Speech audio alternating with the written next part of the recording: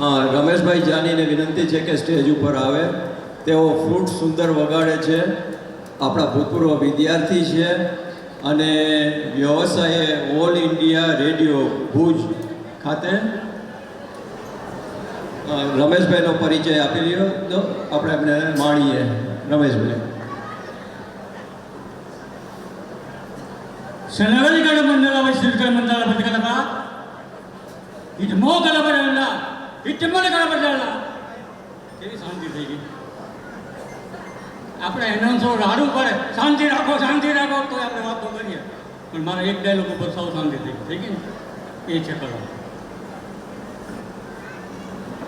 બે વાક્ય એ કહું છું કે બોર્ડિંગમાં ભણેલા વિદ્યાર્થીઓમાંથી કેટલાય ડૉક્ટરો, કેટલાય વકીલો, કેટલાય સીએ, અનેક પ્રકારની પદવીઓ, ધારાસભ્યો, સંસદ સભ્યો, ઘણું બધું આપણા બોર્ડિંગના વિદ્યાર્થીઓમાંથી મિત્રોએ પ્રાપ્ત કર્યું છે. એમ મેં બોર્ડિંગમાં છેલ્લું વર્ષ બીએનું કર્યું, પછી આકાશવાણી ભુજમાં એનાઉન્સર થયો,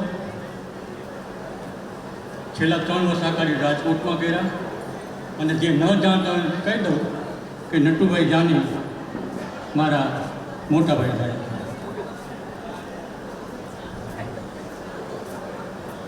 કેટલાકને સફળતા માટે શંકા હોય. અમારે MP ત્રિવેદી બધા પાડી ઉપર રેસકોર્સ બેઠા હોય, આ ચાલો આપણે કરીએ તો નહીં, પણ હા શું થશે કાંઈ ન થાય. મારું સ્પેશિયલ ગીત છે, દરેક પ્રોગ્રામમાં વગાડું છું અને એક જ ગીત વગાડીને પ્રોગ્રામ પૂરો કરું. આ વિશ્રાતું વાજિંત્ર છે, હવે ક્યાંય જોવા મળતું નથી. અત્યારે કોરોના પછી મારો અવાજ થોડો બગડી ગયો છે.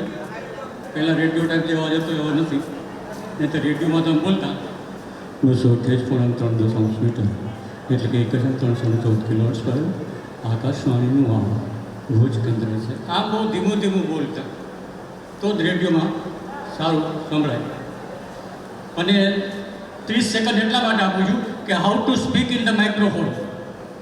માઇકમાં કેમ બોલવું એ ઘણાને ખબર નથી હોતી.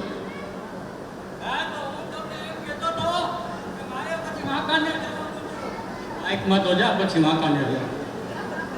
માઇક કેટલાયને માઇક દૂર રાખીને બોલવા ટેવાય. હા તો ભાઈઓ અને બહેનો, આના પહેલાં પણ હું તમને કેટલીક વાતો કરી ગયો છું તો પણ ન સંભળાય.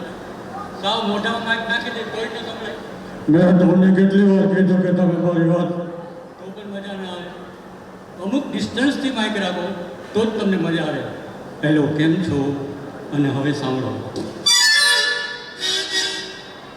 ખાસ કરીને વિદ્યાર્થીઓ, આ કયું ગીત છે અગાઉથી નથી કહેતો, જોજો કયું ગીત છે.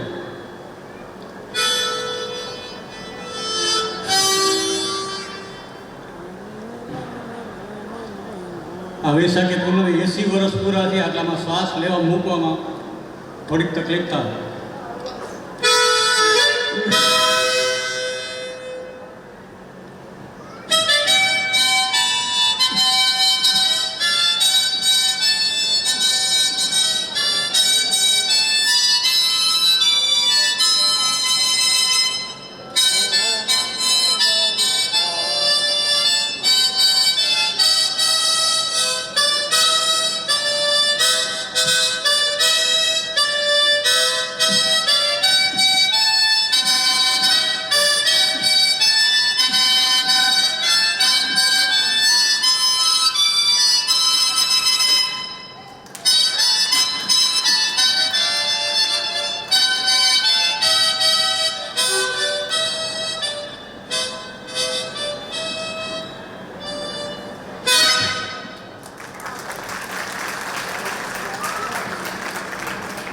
ત્યારે તમે પણ મારા એનાઉન્સર છો.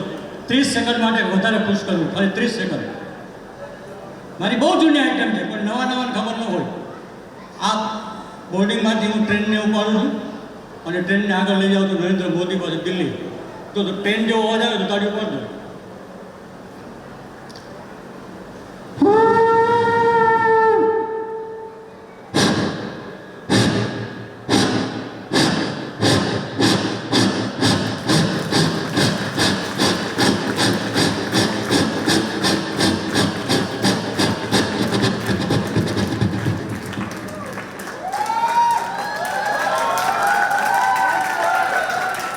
ઘરના છો એટલે કહી દઉં, આ મીટર ગેજ હતી, પણ મારે તમને બ્રોડ ગેજમાં બેસાડવા છે.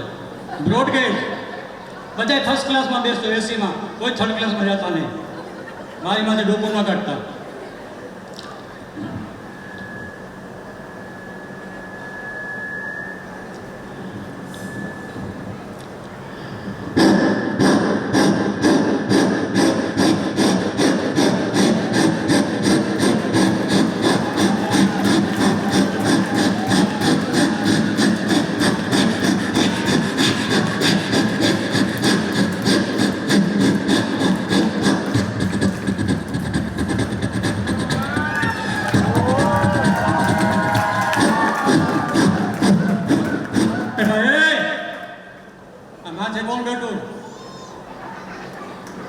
અમે મુસાફરી કરી છે ગાડીમાં.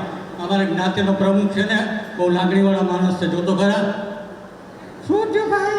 ભાઈની બેન, મારી માં આ જ્ઞાતિના પ્રમુખનો કોટ ભીનો થઈ ગયો. પાણીના કુંજા હરખા રાખો. અમે લાંબી મુસાફરીમાં જાય છીએ, પાણીના કુંજા અમે રાખી છીએ. એક બાજુ રાખો કુંજાને. આમાં પ્રમુખનો કોટ ભીનો થઈ ગયો. ઓલી બેન કે ને વરને, એ તમને કહું છું, ઓલા ભાઈ છે ને, ઓલા રાજકોટવાળા, એનો કોટ ભીનો થઈ ગયો. આપણા બાબાને આ બાજુ લઈ લે. હવે ટ્રેનની બ્રેક મારું છું, આઈટમ પૂરી કરું છું.